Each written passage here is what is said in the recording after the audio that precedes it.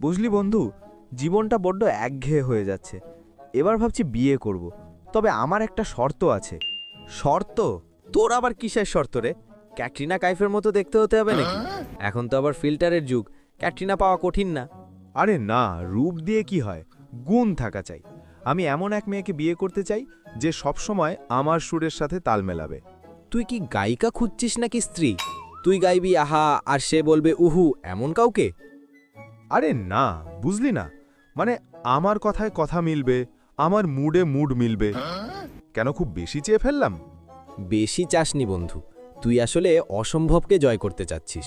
শোন, বন্ধু হিসেবে তোকে একটা সৎ পরামর্শ দিই।